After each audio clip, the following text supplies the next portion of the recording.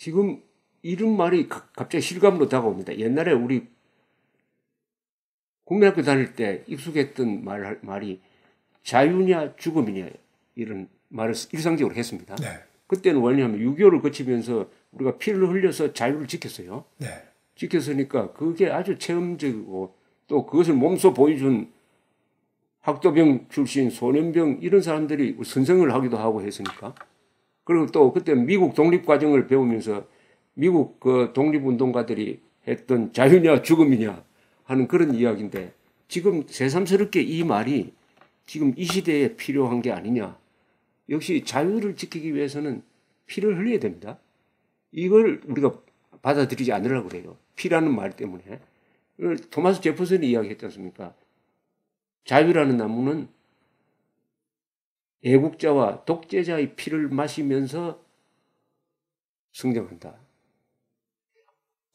자유의 최대 적이 바로 공산주의입니다. 그렇죠. 자유의 최대 적이 바로 세습 독재입니다. 예. 자유의 최대 적이 바로 저런 언론 탄압입니다. 그렇죠. 자유의 최대 적이 바로 자유기업에 대한 각종 규제입니다. 지금 문재인 정부는 대통령도 하나만 구속시켜서 안 되기 때문에 박근혜 구속시켰다가 지금 또 이명박까지 또 구속시키려고 합니다. 또 국정원장도 지금 4명 구속시키려고 그러다가 3명은 구속시켰습니다. 인간한 사람들은 기업인도 이재용도 구속시키고 전부 다 잡아놓고 구속시키고 적폐하고 뭐 20만 명 이상에게 통장을 다 뒤져가지고 누가 태극기 시위에 돈 내는 2만 명. 몇 명이요? 2만 명. 2만 명이요?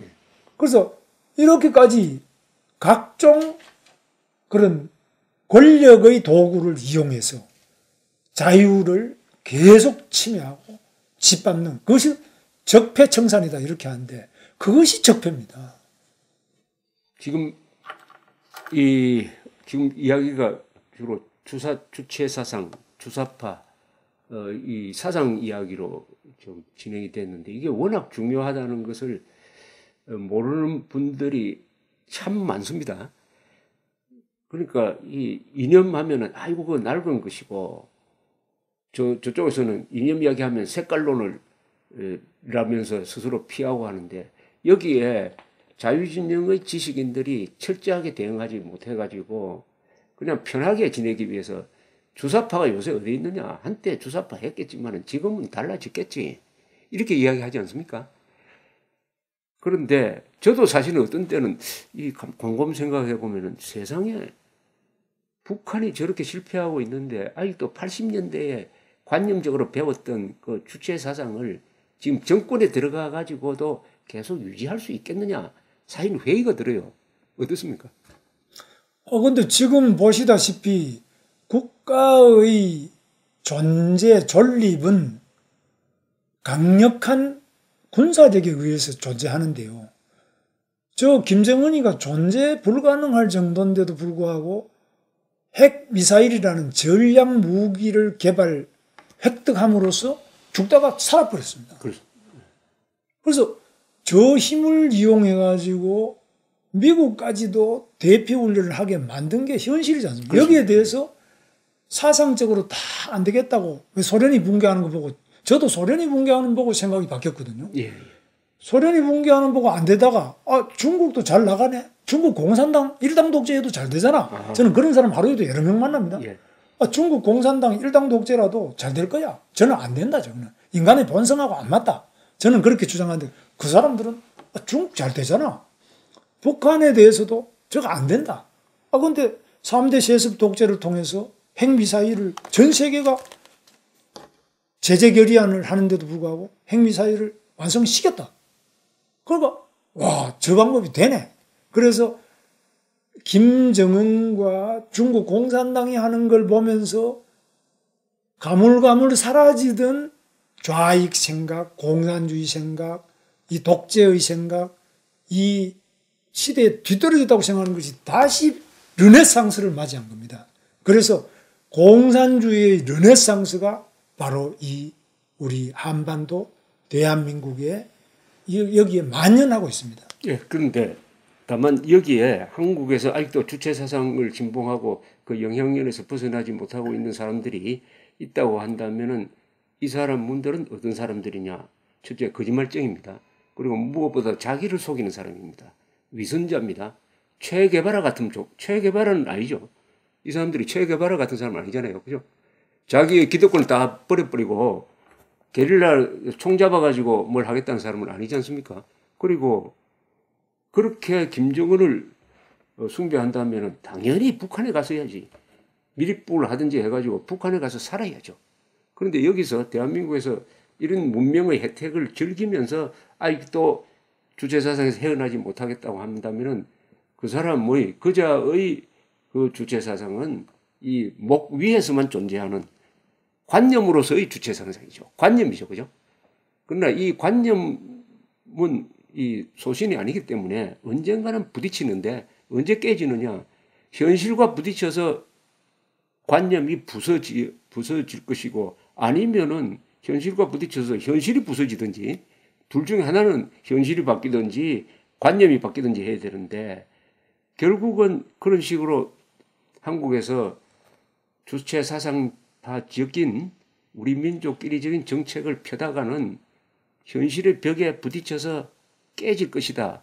이렇게 보여지지는 않습니까? 그렇습니다만은 저는 역사적 필연으로 깨진다고 봅니다. 왜냐하면 인간의 본성과 맞지 않기 때문에. 그러나 현재 우리나라에 조성된 정세는 다르다 그렇죠. 북한 김정은이 35세밖에 안 되는 친구가 문재인이라는 이 세계적인 우리 대한민국이라는 훌륭한 나라의 대통령까지 갖고 놉니다. 예.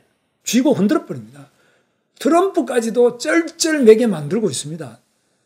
이 주체사상주의자들이 볼 때 얼마나 이게 신기하겠습니까? 예. 이야, 역시 주체사상이 힘이 세네. 아무리 세계가 제재해도 핵을 가지네. 그리고 트럼프까지 아베까지 쩔쩔매게 만들고. 자, 지금 중국 공산당이 일당 아닙니까? 일당 독재 아닙니까? 저게 되겠습니까? 그런데도 중국 공산당이 계속 중국의 중국몽을 그게 바로 중국몽이 공산몽이지 뭐 다른 게 있습니까? 그렇습니다. 공산몽이 계속 확대해서 아프리카까지도 막 확대돼 나가네. 한국도 그 밑에 쩔쩔매고 한국 자유의 제일 전위부대인 한국 기자들이 사진 기자들이 그거 짓밟혀가지고 얼굴이 뼈가 다 부러졌는데도 사과 한마디 못 받아낼 만큼 이야 현실적 힘으로써 우리가 주체할 수 없는 힘으로써 트럼프도 어쩔 수 없는 힘으로써 유엔이 결의를 7번 해도 주체할 수 없는 힘으로써 김정은과 시진핑과 공산당들이 우리 주변에 저 위에서 놀고 있습니다. 이거를 보면서 공산주의자가 공산주의 안 된다고 생각하겠습니까? 점점 그쪽으로 더 쏠리는데 한국의 이 주체사상파는 상당히 교묘하고 감옥에도 다 많이 갔습니다. 임종석이 3년 6개월 감옥 갔다 왔습니다.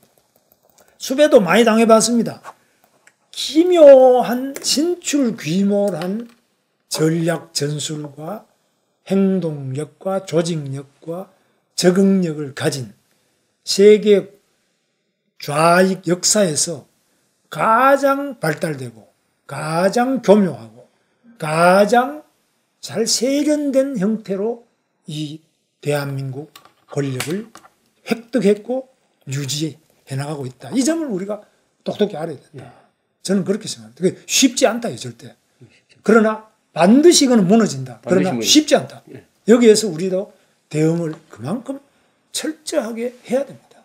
역사적 필연으로서는 시간이 좀 걸리겠지만 북한 정권도 무너지고 연동돼 가지고 남한의 이 종북 좌익 세력 주체 사상도 무너지게 돼 있는데 그 무너지는 과정에서 대한민국을 끌고 가가지고 같이 무너지도록 만드는 상황이 이게 가장 끔찍스러운 거죠. 저는 우리 대한민국이 완전히 무너져서 그렇게 된다고 보지는 않고요. 그러나 발전은 이제 정체되고 쇠퇴의 길로 간다고 봅니다. 그리고 이 사상적으로 우리가 제대로 못하면 제가 못하면 우리 손자애들은 또 이거는 뭐 중국 가서 접시나 닦든지 정말 그 앞날이 제가 생각해도 너무나 눈 감을 수 없는 너무나 큰 죄를 우리 세대가 짓고 죽는 거 아니냐. 그래서 저는 정말 역사적인 사명도 그렇지만은 우리 손자들한테 너무너무 이 죄책감 때문에 그냥 지나갈 수 없는 그런 때를 맞이해서 저는 정말 목숨을 걸고 이거 막아야 된다. 그런 결의를 계속 다지고 있는데 역부족입니다. 열심히 하겠습니다. 그러면 이 권력을 잡은 이 극좌 운동권 세력이 대한민국을 어느 방향으로 끌고 갈 것이라고 봅니까? 그러니까 지금 제가 볼 때는 좌파라는 것은 기본적으로 자기네들의 교묘함과 순수성과 자기네들의 힘을 믿고 인간을 거기에 따른 대로 계획을 하고 인간을 개조한다 이거죠. 예, 개조, 인간 개조 사회 제도 계획을 하고 그래서 개조. 공산주의의 기본이 소수의 혁명적 엘리트가. 열정과 지식을 가진 엘리트들이 조직화를 통해서 선전선동을 통해서 대중을 잘 끌고 가서 파라다이스로 끌고 갈 수 있다라고 보는 것이지 않습니까? 파라다이스로 간다는 겁니까? 그렇죠. 파라다이스로 끌고 갈 수 있다고 보는데 우리가 볼 때는 그것이 바로 노예의 길이다. 그렇죠. 만인을 노예로 만들고 자기 자신도 또한 그 자기의 사상 때문에 파멸하는. 그럼 우리가 소련인과 전 세계 인류의 3분의 1이 그 노예 생활을 70년 하다가 이제 해방됐잖아요. 그런데 남아있는 것이 바로 이 김정은과 중국 공산당이 두 개가 남아있단 말이죠. 그런데 한국은 다른 어떤 나라보다 위기가 중대한 위기는 첫째, 이 한국 안에서 북한이 없어도 지금과 같은 이 국채 변경 대한민국의 성공 노선 변경을 해가지고 자유민주 노선에서 사회주의 독재 노선으로 바꾸려는 그 자체가 문제인데 여기 플러스 북한이 있다는 거. 그래 이중 위기가 동시진행주의잖아요, 그죠? 그렇습니다. 그러니까 이중 위기 속에 한국이 딱 빠져 있다는 거. 그럼 한국 사람들이 가지고 있는 이 분별력, 지난 탄핵 사태를 거치면서 보여준 우리 언론의 선동, 그리고 언론의 선동에 영향을 받을 수밖에 없는 한국의 여론, 한국 사람들이 과연 이 체제를 지킬 수 있는 내성이 있느냐? 첫째, 분별력이 있느냐? 분별력은 참과 거짓을 구별할 수 있는 분별력이 있느냐? 그 다음에 피와 분별력이 있느냐? 적과 동지를 구별할 수 있느냐? 선악 분별력이 있느냐? 하면은 사실은 이 부분에 대해서는 솔직하게 저도 확신이 없습니다. 저는 있다고 봅니다. 아, 있다고 봅니까? 왜냐? 우리는 이미 세계 역사상 가장 잘못된 소련 공산당, 코민테른, 세계 공산주의, 인터내셔널 이런 것들을 다 겪어봤고 그것이 다 실패했다는 게 입증이 다 됐습니다. 이론적으로나 현실적으로 입증이 됐습니다.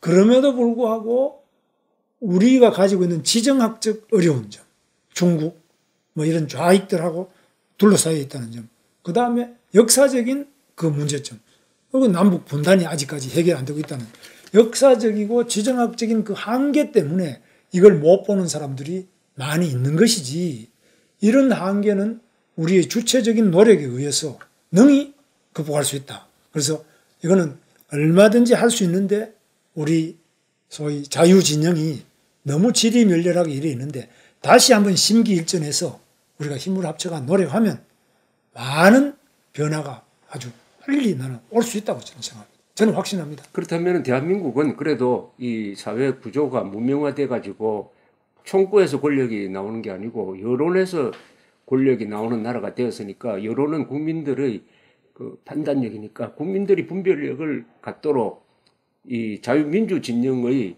이 활동가들, 지도자들이 열심히 논리를 만들고 진실을 만들어 가지고 확산시켜서 단기간에 저는 뭐 10년 뒤, 20년 뒤 생각해서는 안 된다고 생각합니다. 모든 힘을 단기간에 집중시켜 가지고 국민들이 진실을 지금 대한민국이 어떻게 돌아가는지 이 정권의 정체가 뭔지 전략이 뭔지를 알아가지고 대응하는 이 선전의 힘에서 승부가 날 거라고 봅니다. 선전 이전에 우선에 학습을 좀 해야 됩니다. 그래서 공부를 어느 정도는 해야 되는데 우리가 지금 공부하는 것이 국사 교과서만 하더라도 우리 역사 자체도 거꾸로 배웠지 않습니까? 그래서 지금 대한민국을 전부 부정의 공부를 해놨고 그 다음에 아는 게 영어, 수학, 수능 성적 이거 외에 자기 전공하는 의사 같으면 뭐 사람들 치료하는 거 이런 거 외에는 기본 사회과학적인 지식, 교양이 너무나 약해요. 그래서 제가 특히 일본이라든지 다른 미국이나 다른 나라하고 대비해 볼 때 우리나라의 이 자유에 대한 교육, 교양, 지식의 토양이 굉장히 얇고 또 그것을 위해서 노력하는 집단이나 그것을 위해서 희생하고자 하는 거나 또는 본인이 희생 안 하더라도 그 역할을 자유를 획득하고 증진시키기 위한 역할 분담을 하는 습관이 안 돼 있어요. 그 너 혼자 감옥을 가든지 사와봐라. 나는 그냥 뭐 박수나 한번 쳐줄게. 분담을 안 합니다. 그 돈 많은 사람이 어디 돈 냅니까? 전부 참여연대. 아니 정말 참 부끄럽지만은 너무너무 이 좌익들을 키우는 것이 자유기업들이 그 좌익을 키웠습니다. 그러나 우리나라 사람들이 생존투쟁의 이 상황으로 몰리면은 살기 위해서 행동하는 경우가 한국 사람들이 있습니다. 6.25 때 그랬습니다. 6.25 때 남침 딱 하니까 한국에 그때 좌익들이 많았겠지만은 다 숨어버렸습니다. 그때는 우익이 들고 일어나가지고 참 피도 많이 흘리고 해가지고 이 나라를 지켜냈습니다. 자유를 지키기 위해 우리 지불한 피값이 굉장히 많아요. 수십만, 수백만 명이 이 목숨을 잃었습니다. 다만 그 가치를 그 뒤에 교육을 통해서 우리의 가치관으로 이렇게 성화시키고 뿌리내리지 못한 게 참 큰 잘못이고, 그 다음에 오늘날 이런 세상을 만든 데 있어서 저는 한국의 자유진영 사람들이 만나면은 정교조 때문에 이렇게 되었다고 이야기하는데 그거는 변명입니다. 아주 비겁한 변명입니다. 자기가 해야 될 일을 안 했어요. 뭐냐? 공산주의는 악이다. 절대 악이다. 공산주의는 적이다. 따라서 김일성 그리고 그 추종자들은 악이고 적이다 하는 적개심을 불러넣지 않았다는데 이 실패가 왔습니다. 그래서 방공이 범죄가 되고 지금은 막 공식적으로 방공활동 댓글 쓴다든지, 그러니까 공산주의자 북한과 싸우는 댓글 활동도 지금 범죄시 되고 있는 이런 상황으로 완전히 가치관이 전도되고 있는 이런 상황인데, 그러나 이 자유라는 이 소중한 가치가 얼마나 물이나 공기처럼 우리 생존에서 필수적이냐 하는 것은 자유를 잃어가면서 비로소 느끼는데, 그런 분위기는 상당히 조성되고 있는 것 같습니다. 지금 위기감을 느끼는 이유가 주변에서 자유를 잃어가는 사람들이 자유를 빼앗기는 게 많아지니까 이건 아닌데, 그래서 이 자유의 힘으로 다시 우리가 이 잃어버린 자유를 되찾고 좋은 나라를 지켜가야 되지 않을까, 이렇게 생각을 합니다.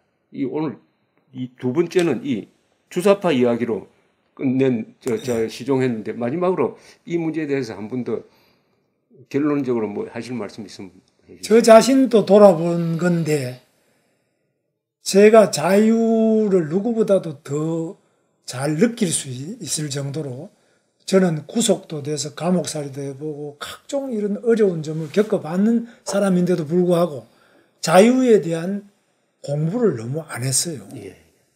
그래서 자유에 대한 이론, 자유에 대해서 정리된 여러 가지 그런 신념화된 자유, 그리고 이 신념이 다시 행동으로, 조직으로, 그리고 자유를 짓밟는 그런 전체주의, 공산주의, 사회주의, 각종 전제주의 이런 거에 대해서 과감하게 명료하게 적을 알고 싸우는, 그 싸움의 방법을 알고 싸움의 미래에 대해서 예측하는 이러한 자유의 지휘부, 자유의 참모부, 자유의 사상입니다. 진지를 얼마나 공고하게 내가 만들었던가, 대표적으로 자유한국당이 진짜 자유의 투사가 거기 있느냐?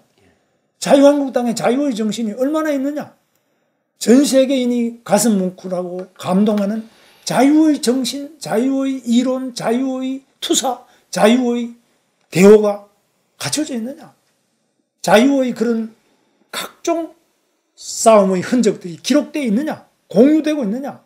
이런 점에서 참 부족합니다. 그래서 저는 그런 점에서 저 자신이 정치에 책임이 있는 사람으로서 또 오늘날 이 시대를 살아가는 책임 있는 한 어른으로서 뭐 저도 손자도 있고 이런 사람 입장에서 정말 목숨을 걸고 이 역사 앞에서 자유를 지키기 위해서 자유의 적과 목숨 걸고 싸워야 된다. 이런 생각을 계속 하루에 몇 번씩 해봅니다. 알겠습니다. 자유의 힘으로 자유의 적을 이기자.